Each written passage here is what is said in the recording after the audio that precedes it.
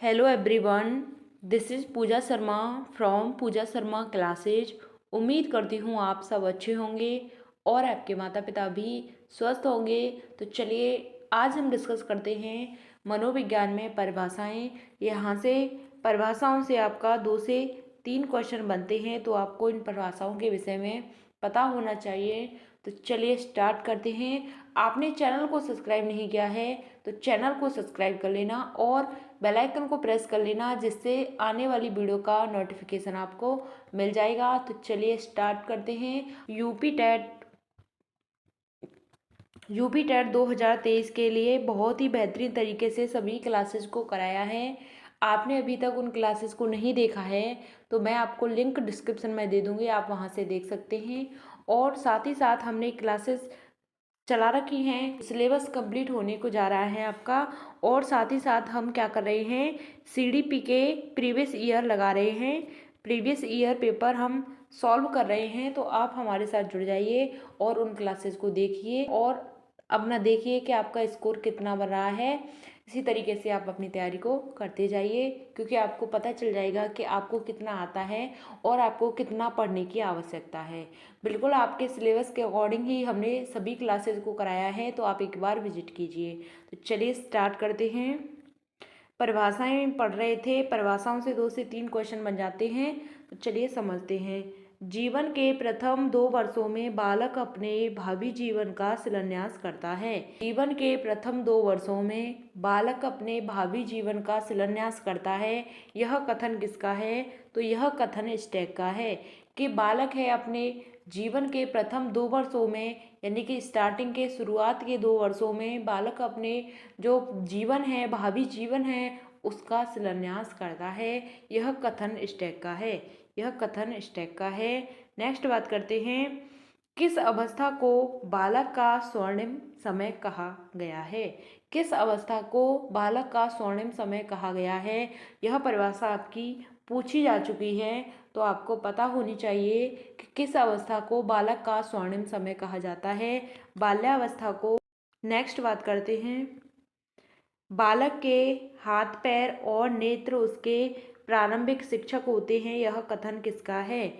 बालक के हाथ पैर और उसके नेत्र उसके प्रारंभिक शिक्षक होते हैं। यह कथन किसका है? तो यह कथन रूसो का है। यह कथन रूसो का है कि बालक के हाथ पैर और नेत्र उसके प्रारंभिक शिक्षक होते हैं। यह कथन रूसो का है। नेक्स्ट बात करते हैं।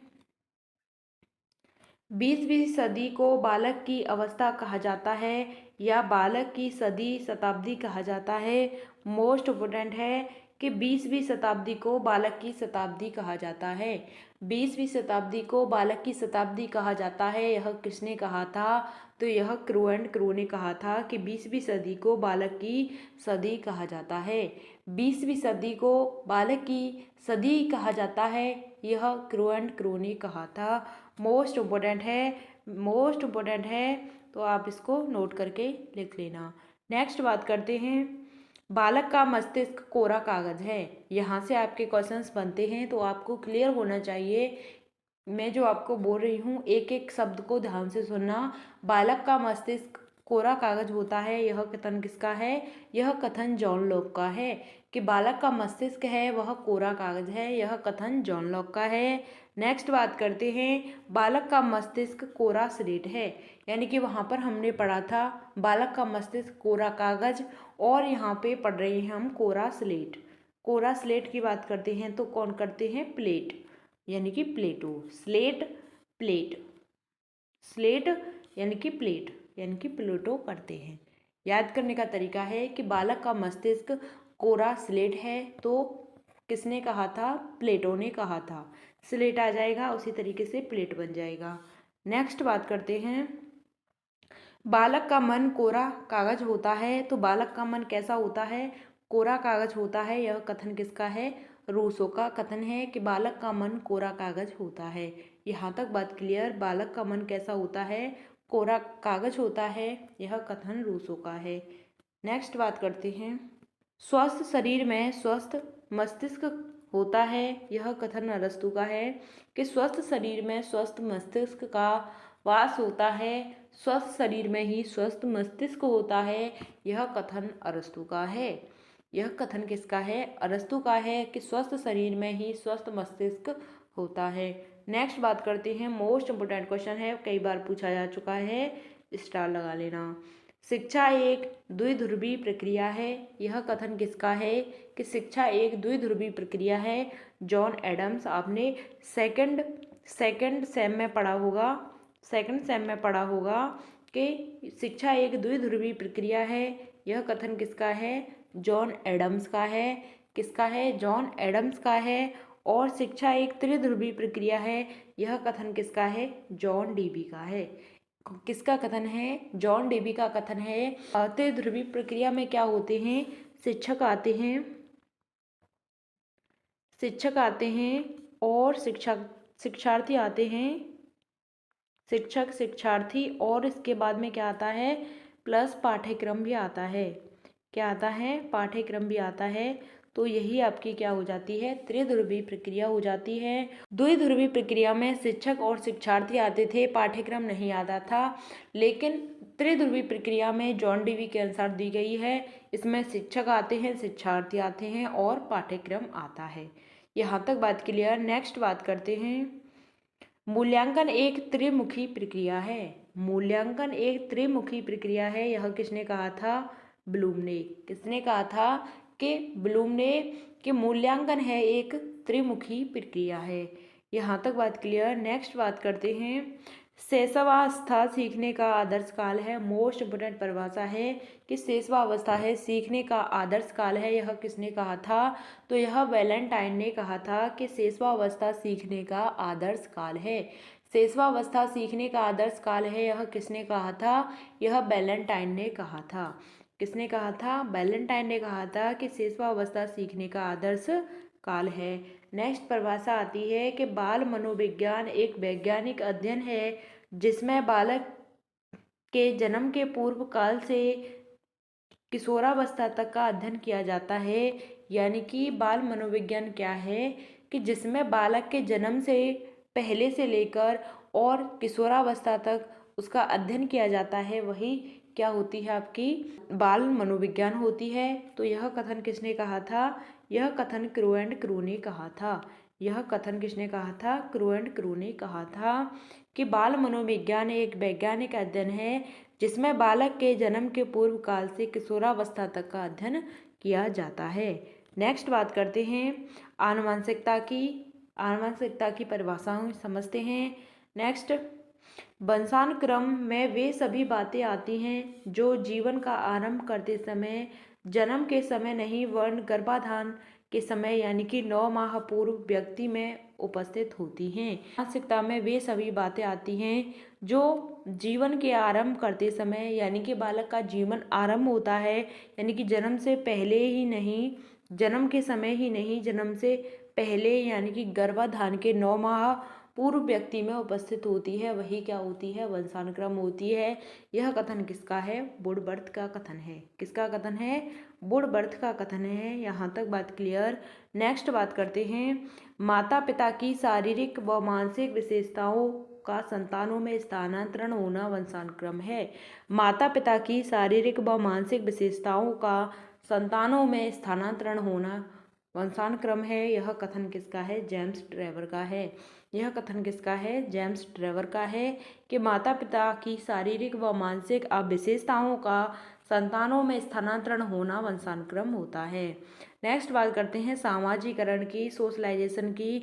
यहाँ से भी परिभाषाएं बनती हैं, क्वेश्चन पूछा जाता है। तो सामाजिकरण यानी कि हम की भावना सहयोग करने की क्षमता का संकल्प है। हम की भावना सहयोग करने की क्षमता का संकल्प है। यह कथन किसका है? तो रॉस का कथन है, जिसमें हम की भावना का सहयोग करने की क्षमता का संकल्प है। किसने कहा था? रॉस ने कहा था। मोस्ट इम्पोर्टेंट है, किसने कहा था?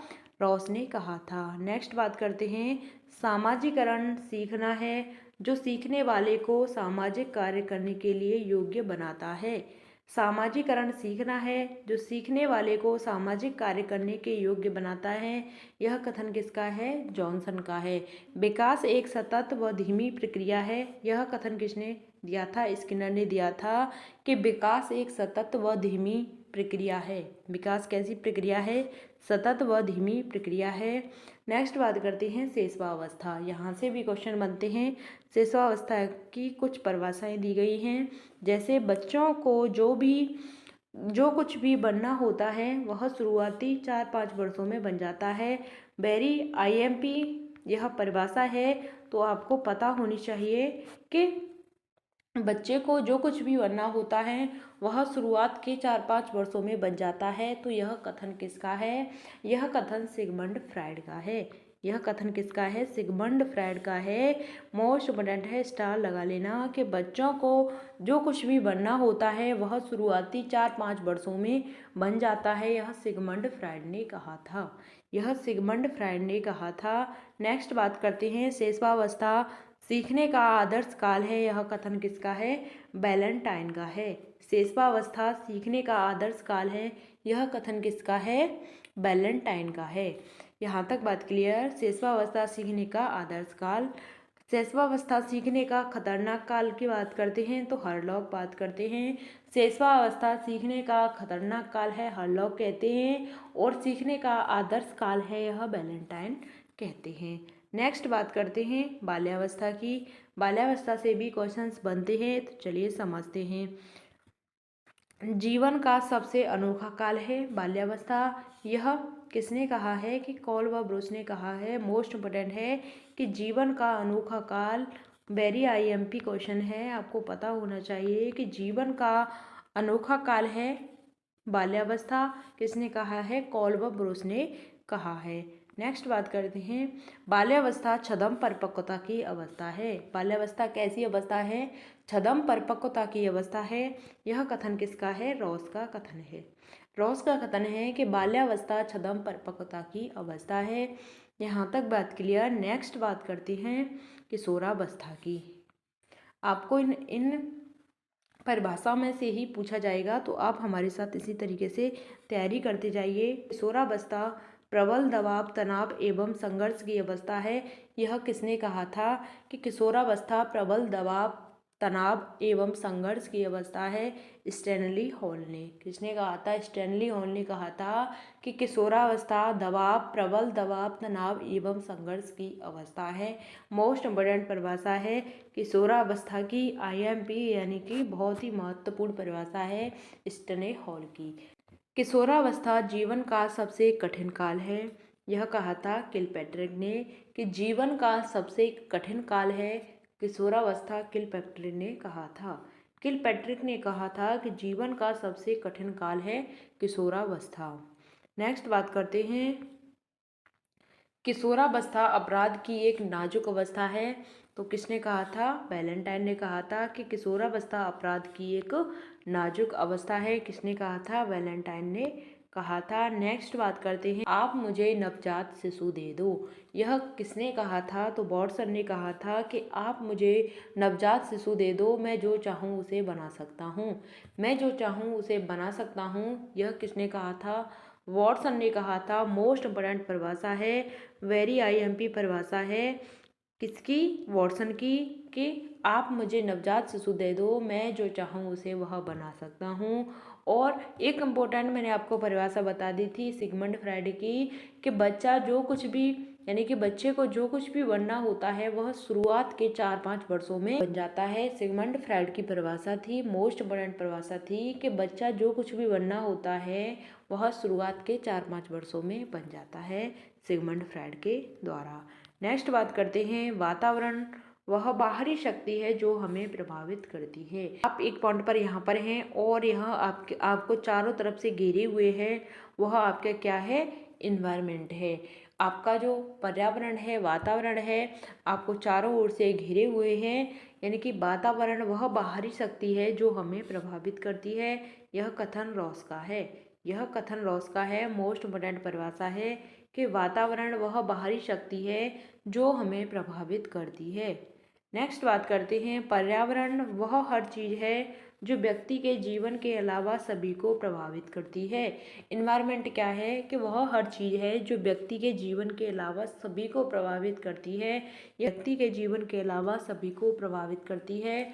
अब बात करते हैं बुद्धि की। यहाँ से आपका क्वेश्चन बनता है बुद्धि से, तो चलिए पढ़ते हैं। बुद्धि का जो बुद्धि लब्धि निकालने का सूत्र क्या है मैं आपको बता देती हूँ। IQ यानी कि बुद्धि लब्धि मानसिक आयु,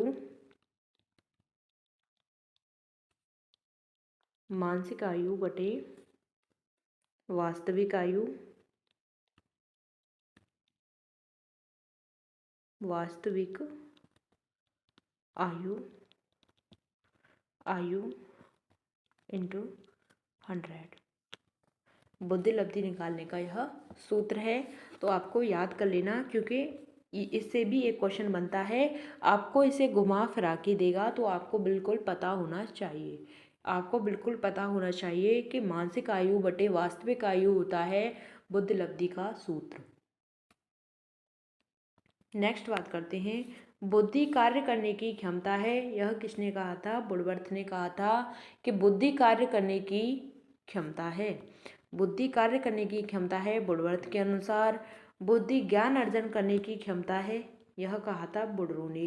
किसने कहा था? वुडरो ने कहा था कि बुद्धि ज्ञान अर्जन करने की क्षमता है वुडरो के अनुसार। बुद्धि कार्य करने की क्षमता है वुडवर्थ के अनुसार। नेक्स्ट बात करते हैं, यदि व्यक्ति ने वातावरण से सामंजस्य करना सीख लिया है या सीख सकता है तो बुद्धि है, यह किसने कहा था?